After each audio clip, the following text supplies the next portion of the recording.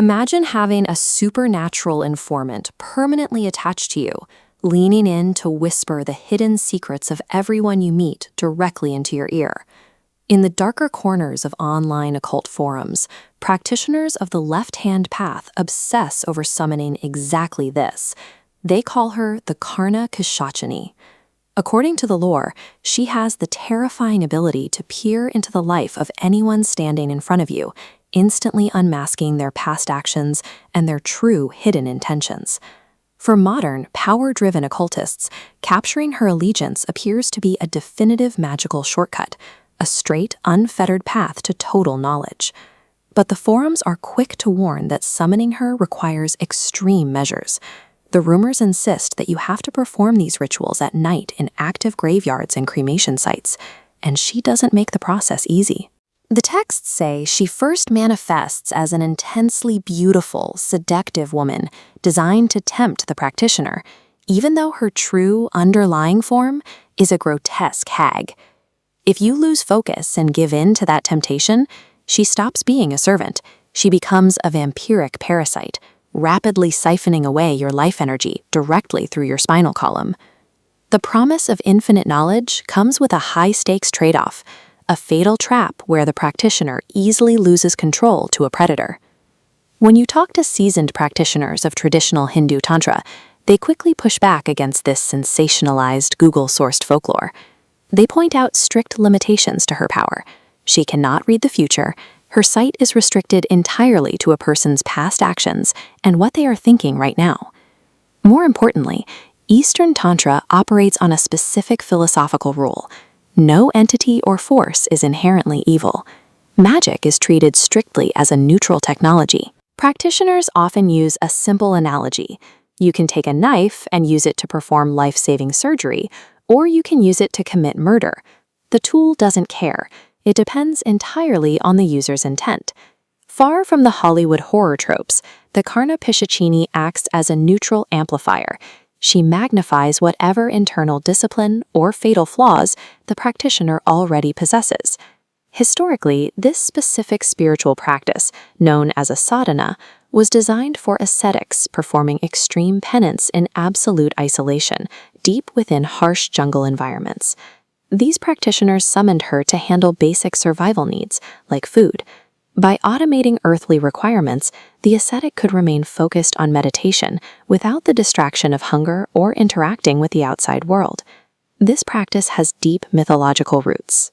According to the texts, even Arjuna, the legendary warrior from the Hindu epic Mahabharata, utilized this entity at the start of his path to clear the way for higher discipline.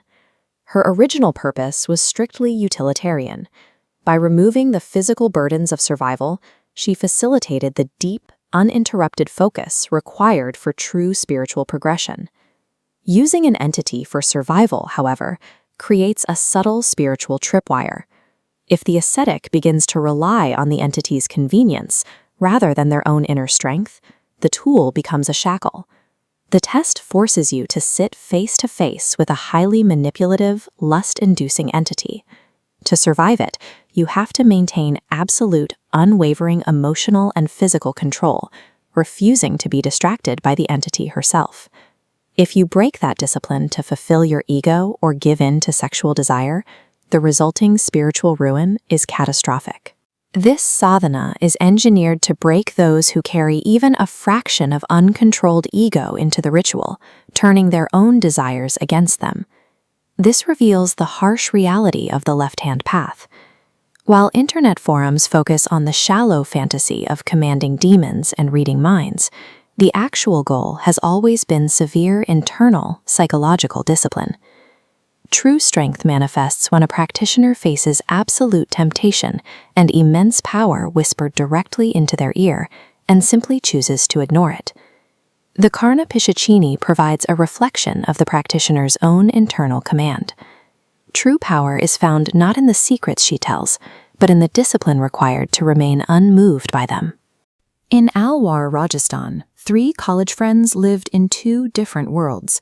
Kapil and Vineet enjoyed inherited wealth, while Daksh lived in constant financial struggle. This disparity led Daksh to search for any shortcut to achieve the lifestyle his friends enjoyed.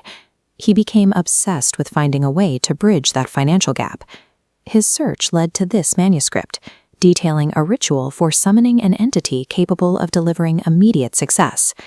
The text centers on these 3 red marks, focal points for the Karna Pisachini, an entity that whispers future events directly into the summoner's ear.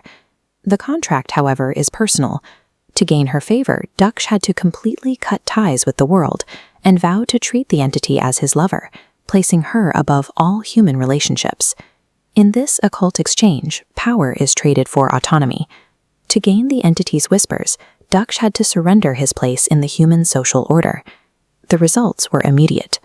These 500 ruby notes represent massive sums Daksh began winning in gambling circuits, guided by the secrets whispered to him. Within weeks, Daksh moved his family into a large estate and purchased the same luxury vehicles that his friends once used to drive him around. Kapil and Vineet noticed. They watched Daksh's rocket ascent with growing suspicion, unable to reconcile his previous poverty with his new, unexplained fortune. They eventually cornered him by getting him heavily intoxicated at an old, secluded property. There, they successfully forced a confession out of him about the entity he now served. Daksh's success changed the stakes. Seeing a path to easy money, Kapil and Vineet planned to take the entity for themselves. The goal was a complete takeover. Kapil and Vineet didn't just want Daksh's money, they wanted to break his contract and bind the entity to their own service. They sought out a tantric, a dark practitioner who offered to hack into the existing supernatural bond and redirected the entity's loyalty to them. This was a high-risk transaction. As shown in this flowchart, the friends paid an upfront fee of 125,000 rupees to initiate the process, treating the supernatural contract like a transferable asset. Under the guise of another night of drinking, they abducted the semi-conscious Daksh and drove him to a remote location where the tantric was waiting. They proceeded under the belief that occult forces follow the same rules as a business acquisition, that with enough money and the right specialist, any contract can be rewritten. The hijacking took place here, at an active cremation ground. The tantric chose this location to tap into the energy of the funeral pyres for his ritual. This schematic shows the defensive layout. The tantric used salt and turmeric to create 2 circles, one for himself to direct the spell, and another to contain Daksh and the 2 friends. As the ritual began, the temperature dropped and the sounds of the surrounding forest grew aggressive. The Karna Pisachini had arrived to investigate. The tantric realized he couldn't control her through chance alone. He instructed Kapil and Vineet to kill Daksh, believing that if the original host died within the circle, the entity would seek a new master. Kapil moved to strike, but Vineet hesitated. He was paralyzed by a hallucination of his mother standing in the graveyard, warning him to drop the weapon and leave. The entity's screams woke Daksh from his stupor. In the ensuing struggle, Daksh threw Kapil backward, sending him tumbling out of the protective safety of the salt circle. This triggered the contract's defensive clause. By moving outside the circle and attempting to kill the host, the group had invited a direct retaliation. The entity shed her human appearance. She manifested as a towering, monstrous figure with sharpened claws and glowing eyes, stepping into the light. She immediately attacked Kapil, tearing his throat open before he could even stand. Vineet tried to run, but he didn't make it past the edge of the cremation ground. The entity blinded and mutilated him in the dark, while the tantric watched from his circle. Although the tantric's physical circle remained intact, the experience of the massacre broke his mind. He spent the rest of his life in a psychiatric ward, unable to speak. When morning came, Daksh walked away from the site. He was unharmed and wealthy, continuing his life with the entity as the original contract intended. Daksh kept his fortune by honoring his dark vow. Kapil and Vineet, however, commodified a supernatural bond and paid with their lives.